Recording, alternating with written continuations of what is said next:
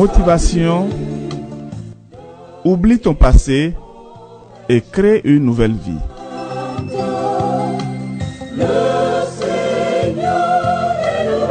Motivation pour grandir, se développer et se créer une nouvelle vie.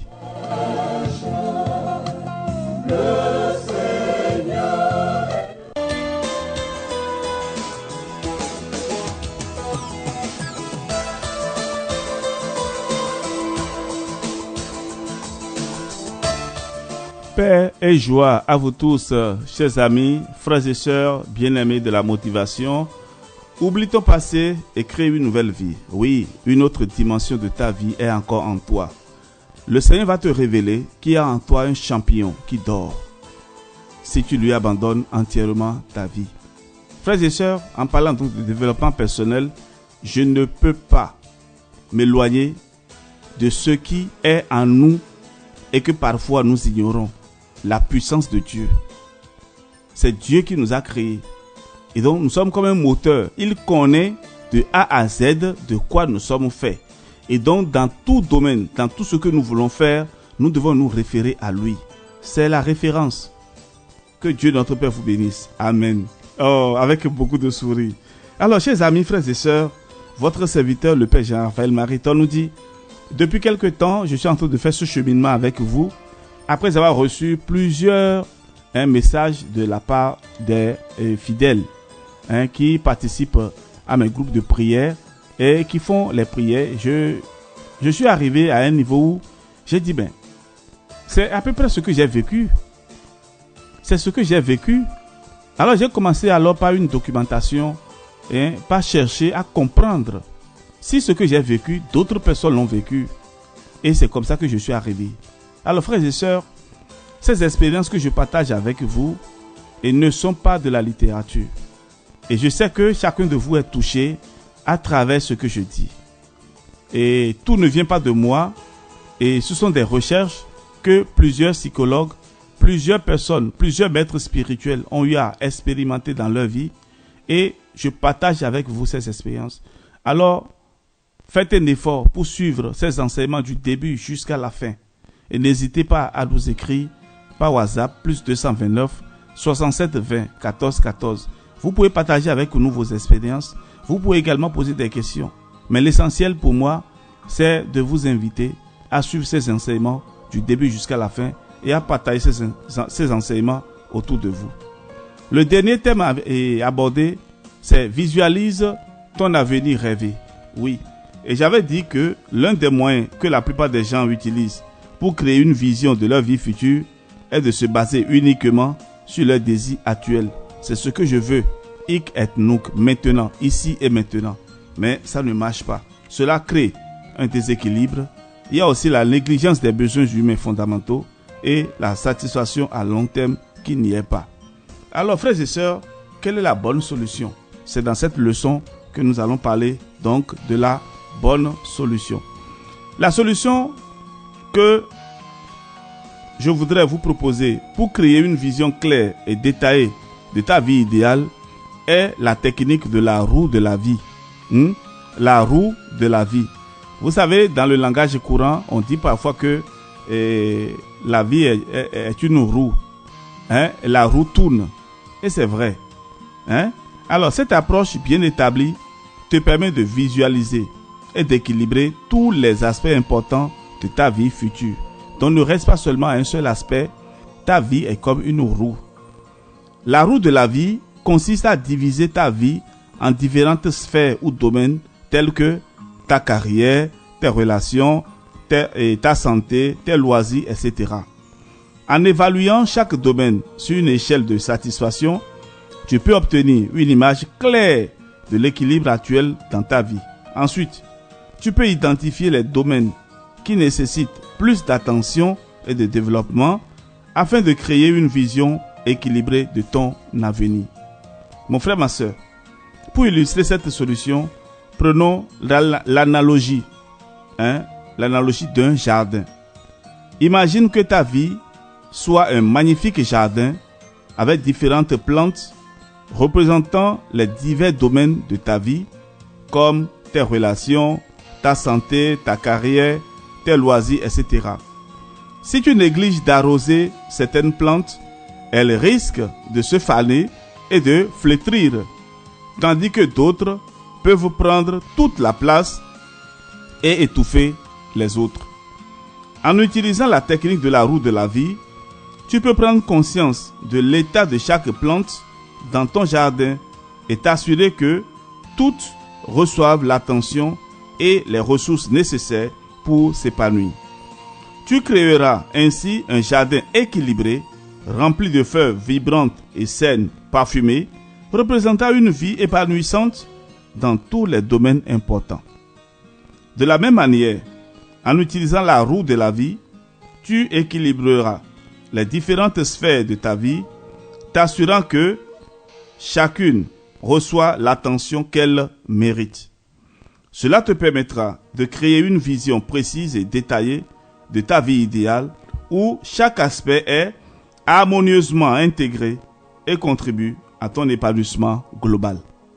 Frères et sœurs, cette métaphore du jardin illustre l'importance d'équilibrer les différents domaines de ta vie et de prendre soin de chacun d'eux pour créer ensuite une vision épanouissante et harmonieuse de ton avenir. Utiliser la roue de la vie est comme être le jardinier de ta propre vie en veillant à ce que chaque plante prospère et contribue à la beauté globale de ton jardin. Frères et sœurs, je crois que nous avons fait un long chemin et à présent, je voudrais vous expliquer pourquoi cette solution fonctionne. Alors, la méthode de la roue de la vie fonctionne efficacement pour créer une vision claire et détaillée de ta vie idéale en raison des raisons suivantes. D'accord? D'abord, équilibre global de la vie. En utilisant la roue de la vie, tu t'assures que tous les domaines importants de ta vie sont pris en compte et équilibrés. Cela te permet de ne pas négliger des aspects cruciaux de ton épanouissement personnel. Par exemple, si tu te concentres uniquement sur le succès professionnel sans accorder d'importance à ta santé ou à tes relations, ta famille, tes amis, tu risques de sacrifier ton bien-être global.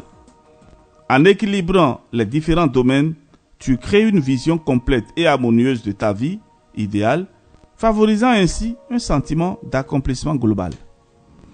Nous avons aussi la clarification des priorités. Oui, la technique de la roue de la vie t'aide à clarifier tes priorités.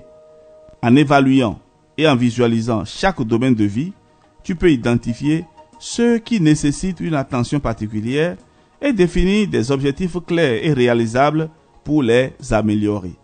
Par exemple, si tu réalises que ton domaine de santé est faible, tu peux te fixer des objectifs spécifiques pour améliorer ton alimentation ou ton niveau d'activité physique. Cette clarification des priorités te permet de concentrer tes efforts sur ce qui compte vraiment pour toi, te rapprochant ainsi de ta vision idéale. Nous avons aussi la motivation et l'engagement. Oui, en créant une vision claire et équilibrée de ta vie idéale, tu alimentes ta motivation et ton engagement envers tes objectifs. La recherche en psychologie a montré que la clarté des objectifs est liée à une plus grande motivation et à une meilleure performance. En utilisant la roue de la vie pour définir précisément ta vision, tu te donnes une direction claire à suivre, ce qui renforce ta motivation intrinsèque à persévérer dans la réalisation de tes aspirations. Alors, pour illustrer l'efficacité de cette solution, prenons l'exemple d'une horloge bien réglée. Chaque rouage de l'horloge représente un domaine de vie. Et pour que l'horloge fonctionne correctement, chaque rouage doit être bien ajusté et en harmonie avec les autres. Si un rouage est déréglé ou manque, l'horloge ne fonctionnera pas correctement. De la même manière, en équilibrant les différents domaines de ta vie, tu crées une horloge personnelle qui fonctionne harmonieusement te permettant d'avancer vers ta vision idéale. Voilà donc, et je voudrais donner quelques exemples. Il y a un monsieur, il y a quelques années, qui était venu me voir et il me parlait un peu de la situation qu'il vivait avec sa femme. Et je souligne que sa femme est une cuisinière et vraiment de qualité. Et le monsieur aime beaucoup la cuisine. Il aime bien manger. Et la femme savait bien faire la cuisine. Mais il y avait un défaut chez la femme, c'est que, elle n'a pas toujours su mettre de l'ordre dans la maison. Parfois, quand le monsieur revient, les chaussures ou bien les chaussettes des enfants, même les slips des enfants, sont à gauche et à droite. Et le monsieur n'aimait pas cela. Et de discussion en discussion, il a renvoyé la femme. Ils se sont séparés. Or, il était dans une grande boîte où il travaillait. Et c'est un ingénieur en informatique. Il avait besoin donc de concentration. Imaginez la suite. Hein. Il a pris une autre femme qui savait déjà ce que le monsieur aime, la propriété. Mais la femme ne s'est pas préparée. La femme ne s'est pas préparée. Et donc, notre monsieur n'arrive plus à manger à l'heure. Et même quand il mange à l'heure, ce n'est pas le même repas. C'est-à-dire, le goût qu'il sentait, il ne pouvait pas trouver ça. Et du coup, son travail a baissé. Je dirais qu'il n'avait plus l'inspiration. Il n'avait plus l'inspiration. La pauvre femme qu'il a renvoyée là, il a commencé à chercher la femme là partout. Maintenant, il veut vivre dans l'infidélité. Et l'autre avait déjà rencontré quelqu'un qui a su apprécier ses valeurs et elle s'est engagée avec cette personne-là. Donc, c'était déjà trop tard pour notre monsieur Edouard qui, à la fin, devait se contenter de celle qui était à la maison. Mais celle-là, sa manière de préparer, elle n'avait pas la main qu'il faut. C'est-à-dire, elle ne touche pas les casseroles comme cela se doit. Alors, mes chers amis, avant de prendre une décision, il faut voir toujours l'ensemble. Il faut voir toujours l'ensemble. En une femme, il ne peut pas avoir tout ce que vous voulez. Vous ne pouvez pas tout avoir. Et en un être humain, Dieu ne peut pas mettre tout ce que vous voulez. Il y en a, c'est sous forme de diagramme. Il y a certaines parties de l'homme grand âge, que ce soit l'homme masculin ou l'homme féminin. L'homme grand âge, il y a des diagrammes, il y a des points qui sont élevés, il y a des points qui sont moins élevés. C'est comme les doigts de la main. Mais chaque partie de l'être humain a son travail. Non, ne sous-estimez pas la personne qui est devant vous. Ne sous-estimez pas la personne qui est devant vous. Et toi-même, en tant que personne, il ne faut pas te sous-estimer. Parce qu'il y a en toi quelque chose que peut-être avec le temps, que tu vas développer. Donc si aujourd'hui tu n'arrives pas à développer toutes tes capacités, ne pense pas que tout est fini. Il y a encore du temps.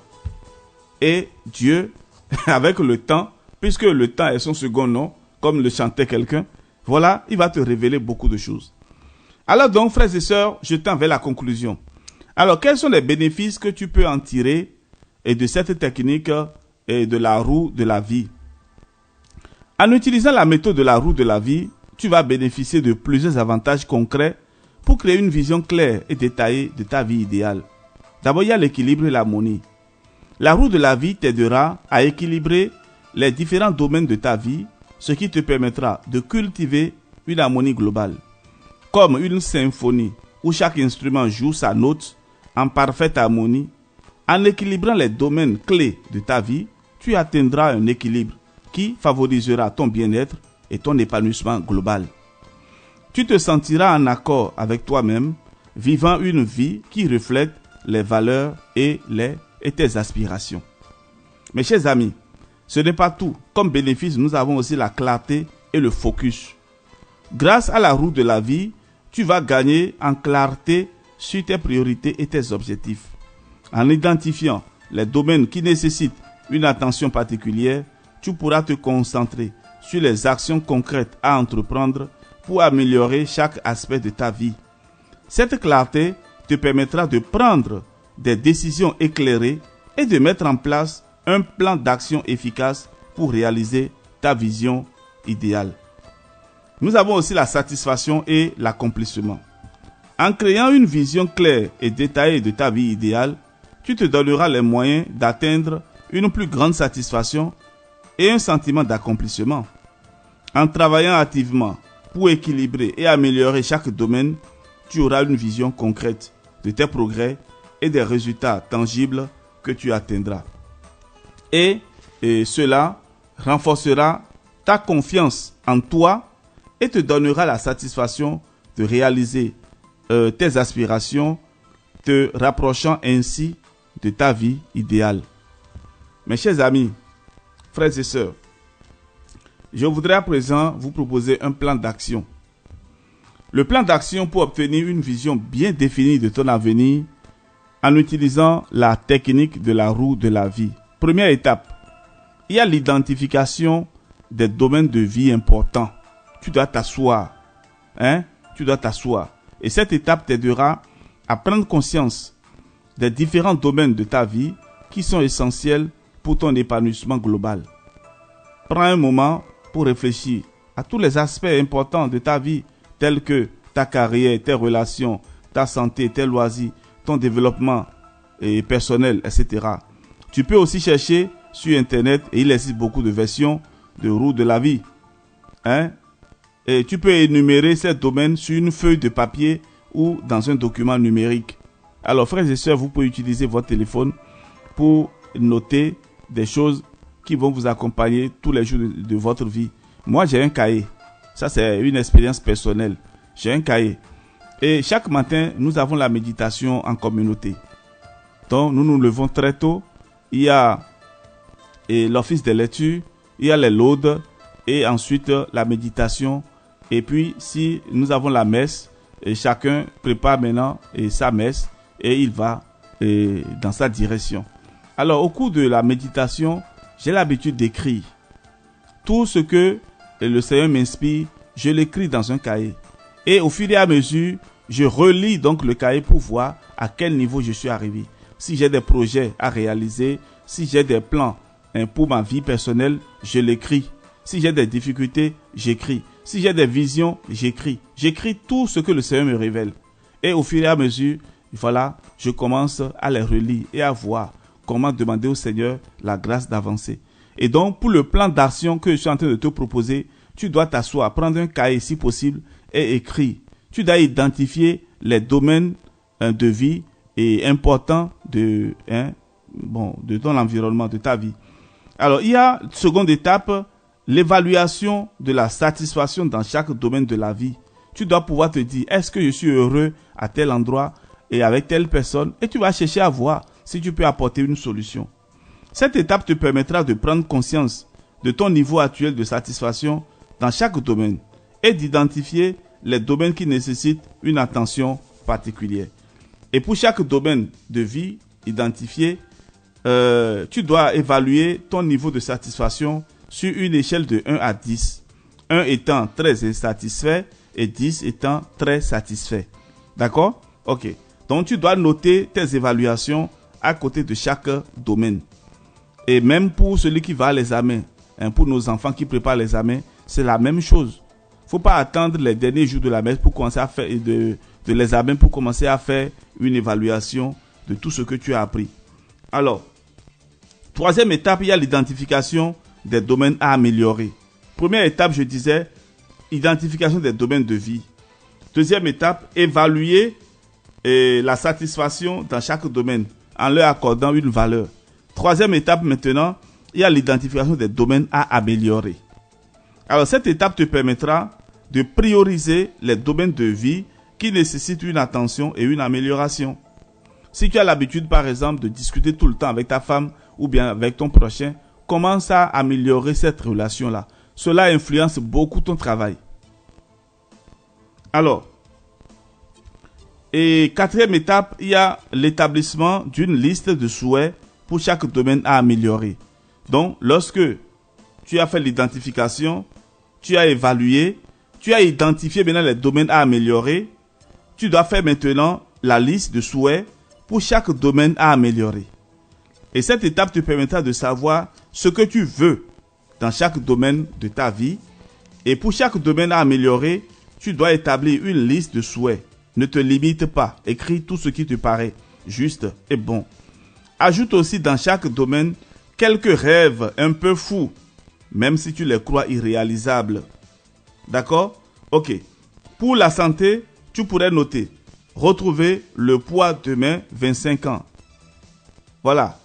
Il y en a qui ont pris exagérément de poids parce qu'à force de s'asseoir ou à force de manger tout ce qu'ils trouvent, parce qu'il y en a qui sont des entrepreneurs ou bien qui travaillent fortement chaque jour, ils n'ont pas un temps pour manger.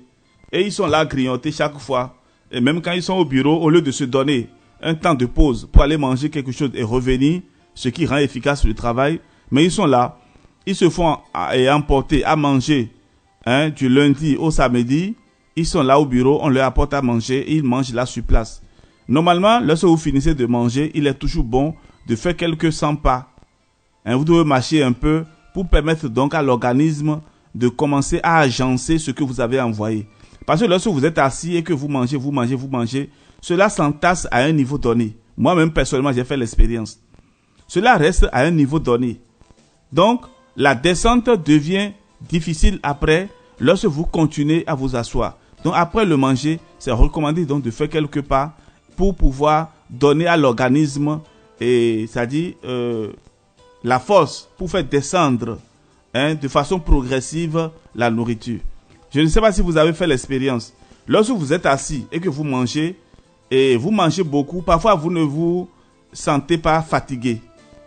C'est-à-dire vous ne sentez pas que vous êtes en train de manger beaucoup. Donc vous êtes assis, donc le ventre est assis en quelque sorte sur les jambes.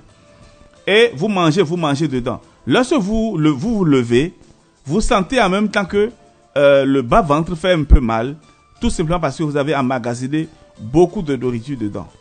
Alors, frères et sœurs, je ne suis pas un diététicien, mais je vous parle de ce que je vis, je vous parle des réalités. Et vous-même, je pense que en faisant une petite attention sur votre vie, vous pouvez voir tout cela. Je m'arrête là aujourd'hui et je vous bénis le Seigneur qui nous a encore inspirés. Si vous voulez poser des questions ou bien donner aussi vos témoignages, et voilà, pourquoi pas. Et vous pouvez nous écrire par WhatsApp, plus 229 67 20 14 14.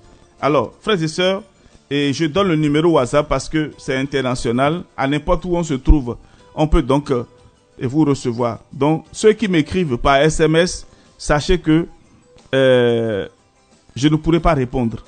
Seulement par WhatsApp, je pourrai vous répondre. Alors, je vous salue et voilà, avec la grâce de Dieu, on va se retrouver demain pour continuer notre marche vers la libération. Parce que ça aussi, c'est la délivrance de tout ce qui nous amène derrière, de tout ce qui nous arrière. Et parfois, nous ne voyons pas, nous prions, mais il y a d'autres problèmes à côté de nous que nous ne voyons pas. Alors, je vous bénis dans le Seigneur de Jésus et de Marie et dans l'espoir de vous retrouver demain avec la grâce de Dieu. Merci, Ave Maria.